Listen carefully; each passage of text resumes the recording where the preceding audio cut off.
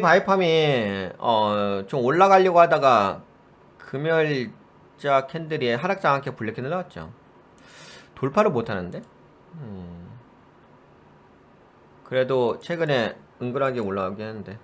뭐 종목은 추세적으로 봤을 때 돌린 종목 맞아요. 다 돌린 거라서. 여기서도 봤을 때 이미 돌려서 올라가는 거라서. 근데 다만 이제 SK 바이팜은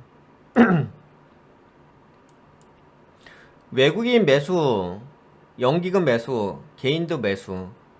하지만 뭐 이제 투신이라든지 사모펀드, 보험 쪽 금융투자가 매도들이거든. 87,300원인가요? 87,300원. 네, 여기까지 좀 올라오다가 근데 어차피 뭐 올라가다 보면 저항대예요. 물론 이제 저항대가 좀 심하긴 하구나. 네, 좀 저항대 자리긴 한데 네, 올라갔다가 87,300원에서 맞고서 올라가지 못하죠. 캔들은 하락 장악형 블랙 캔들 나왔습니다.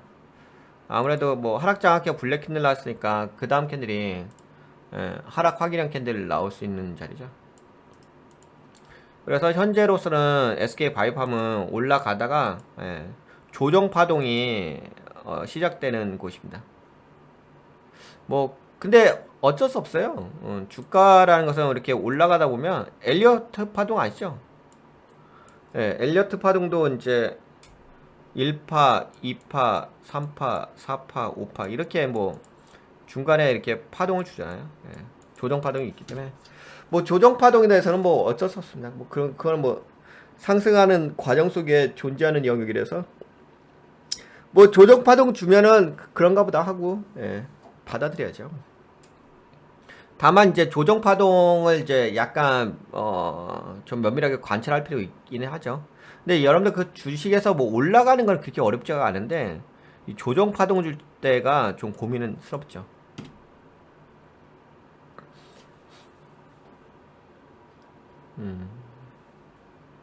여하튼간에 그렇습니다. 뭐 이거는 계속 팔로잉을 해야 돼요. 디테일하게. 근데 이렇게 보시면 될 것 같아요. 어떻게 보시면 될 것 같냐면 어차피 여기서 추세가 눌린 거잖아요. 그리고 그 다음 캔들이 이제 하락 확인한 캔들이 나올 가능성이 있잖아요.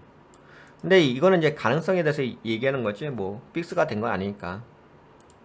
그러면 이런 거는 어떻게 보시면 되냐면은 제가 보기에는 이거였죠. 뭐 6월 23일자 캔들의 그 저가인 83,600원 있잖아요. 83,600원. 네, 83,600원을 깨냐 안 깨냐 요게 좀 중요하죠. 만약에 83,600원을 깨게 된다면 뭐 말 그대로 하락 확인한 캔들 나오죠. 근데 이건 어쩔 수 없어요. 조정 파동은. 근데 다만 그런 거죠. 제가 뭐 이런 가격들을 말씀드리면서 좀 체크를 하는 거는 그게 있어요. 체크를 하는 거하고 체크를 안 하는 거는 달라요. 인지할 때 인지라는 영역이 있어. 뭔 말인지 잘 모르시나? 주식을 하시다 보면 현재 상황에 대해서 내가 뭔가 인지를 해야 돼요. 그 사람이란 게 그렇잖아. 생각하기를 좋아하진 않죠. 왜냐면 이게 현대인들이 바쁘시잖아요. 그러니까 다들 뭐 생각할 수도 있죠. 생각할 수 있는데 그 현대인들이 바쁘시지 않으세요? 많이 바쁘시잖아.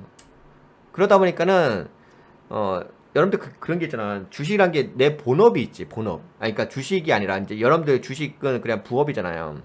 재테크 관점이잖아. 본업은 따로 있으시잖아요, 여러분들. 근데 여러분들 뭐 본업은 내 생계가 연결돼 있잖아요. 그러면 이제 내 생계가 연결돼 있는 곳에는 내가 당연히 고민을 많이 하게 되겠죠. 내 삶의 메인이니까. 근데 주식은 솔직히 일반 개인 투자자분들은 재테크잖아요. 그렇기 때문에 그렇게까지 절실하진 않아요. 냉정히 봤을 때.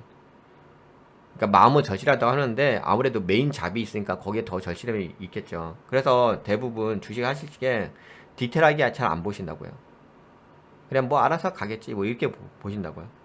뭐 그렇게 보셔도 상관없는데, 근데 뭐 저같이 좀 전문가 입장에서는 저는 이게 직업이잖아요. 예, 저는 이게 직업이기 때문에 저는 이제 디테일하게 볼 수밖에 없죠.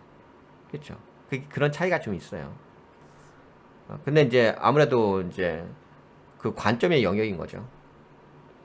근데 아무래도 뭐 좀 디테일하게 볼 필요는 있죠. 제 입장에서는. 예, 제가 바라본 관점에서. 여하튼 간에, 그 6월 23일자, 아니, 근데 뭐 이거 깨진다고 해서 크게 문제될 거라고 생각되진 않아요. 문제될 거라고 생각되는, 그러니까 뭐 추세 상승에 대해서는 뭐 크게 문제될 거라고 생각되지 않아요. 그 조정 파동은 늘상 존재하는 거니까. 다만 이제 투자금 운영하실 때 이런 디테일한 면도 고려하시게 되면은 좀 더 뭐 수익을 좀 챙길 수도 있긴 하겠죠. 자금 운영하시는 데서. 좀 더 뭐 효율적으로 자금을 운영할 수 있긴 하겠죠. 뭐 조금이라도 더 잘 운영할 수 있지 않을까요? 내가 고민하는 거하고 고민 안 하는 거는 차이가 있죠. 여하튼 간에 그런 관점에서 얘기하는 거예요. 뭐 지금 뭐 단순하게 뭐 6월 24일자 캔들에서 저가를 깼기 때문에 SK 바이오팜이 안 좋아 이런 관점이 아니라 디테일함의 어떤 자금 운영 관점에서 좀 얘기하는 겁니다. 네, 여하튼간에 뭐 그런 관점을 본다면 83,600을 깨게 되면 좀 하락하기란 캔들이 좀 나올 것 같아요. 조정 파동이라고 보시면 되겠죠. 뭐 깨진다 하더라도 뭐 크게 무너지는 건 아니라서. 근데 무너져도 뭐 상관없죠, 솔직히. 추세가 여기서 이렇게 올라간다고 해서 무너진다고 해서 뭐 공간은 여기가 있는데 좀 무너진다고 해서 크게 문제될 것 같진 않아요. 만약에 여기서 무너지고 여기까지 무너진다 하더라도 저는 SK바이오팜에 대해서는 뭐 안 좋게 보지는 않습니다. 저는 긍정적으로 봅니다. 다만 이제 얼마만큼 조정을 주고 가느냐 그것뿐인 거죠. 조정 파동인 것뿐이지. 네, 그렇습니다. 하지만 뭐 이제 약간 디테일하게 투자금을 운영하고 싶다고 한다면 저런 가격대도 참고하시면서 투자금을 고려하실 필요는 있죠.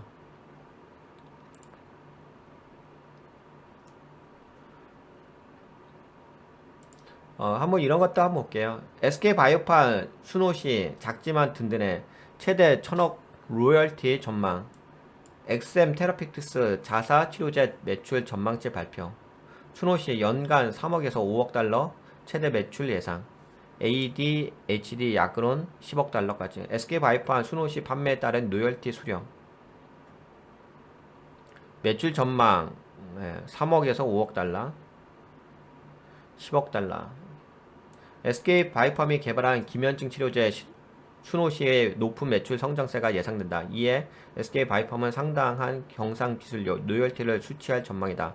파트너사 엑섬 테라피틱스가 발표한 순호시의 연간 매출 전망치는 최대 15억 달러, 하나로 약 2조 원이다. 매출의 한 자릿수 중후반대 로열티를 받는다고 가정하며 SK바이오팜은 순호시 판매로부터 1년에 수백억 원에서 천억 원에 이르는 로열티를 받을 수 있다.